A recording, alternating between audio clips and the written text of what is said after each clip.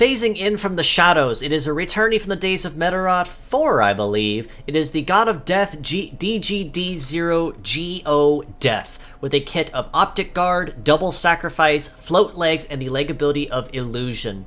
Now, unfortunately, as cool as Geodeath looks, aesthetic is about as far as he goes, which unfortunately seems to be a rather interesting pattern and trend with particular sacrifice types like Geodeath or even Belzelga or Blossomale. Optic Guard is a defense-based skill, meaning that Geodeath will be tanking all blows for all allies at any given time when he's in defensive stance. However, it means that he will also negate, in particular, any kind of Optic attribute skill. So this includes Laser, Beam, Hyper Beam, Beam Sword. If it's any of those attacks, it'll render 0 damage. Geodeath takes no damage, no allies take any damage. But in any other sense, Geodeath will be taking the full brunt of the blow to his face, which means it'll be very easy to kill him if you're not using any kind of Optic-based attack.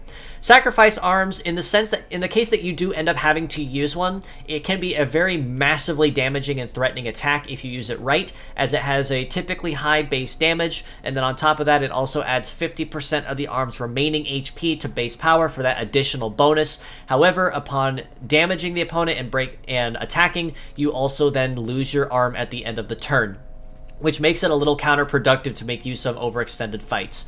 The legs of Float, however, do actually redeem Geodeath just a little bit, in the sense that he is going to have some pretty solid terrain bonus and matching on any terrain at A rank. And the leg ability of Illusion, which grants stealth to self when charging metaphors, can honestly mean that, in the sense that if Geodeath does end up having to make use of a decent nuke, and you can keep him pretty well guarded and not lose a lot of HP quickly, perhaps you could maybe use stealth or use charge metaphors to cast stealth on yourself, and then if there's a shield in play, you sacrifice to completely bypass them and take out the nuker right where they least expect it, behind the shield. As a pure set score, I'd honestly rate Geodeath about a 3 out of 10, kind of par for the course like I've mentioned, which seems to be a recurring pattern with sacrifice-based models, primarily for the reason that Geodeath does not have any way to redeem or restore lost arms after using him. Meaning after he ends up using up both his arms, or they end up getting damaged, he's just kind of stuck there. He's going to end up serving as a meat shield for the remainder of his time on the field, which arguably won't be very long, because again, he will be tanking every single blow to his face, which makes him a lot easier to kill. As mixed parts, I'd rate him just a little bit higher at about 4 out of 10. In the sense you do have to end up using Sacrifice, and you want to trade out the skills a little bit to try to balance out that loss of the part. You could probably use the arms decently feasibly. The head, I would probably argue not making use of or even bothering to raise at all, unfortunately, because Optic Guard is a very niche type of shield, and even for the niche that it's built for, it is honestly not very handy to make use of.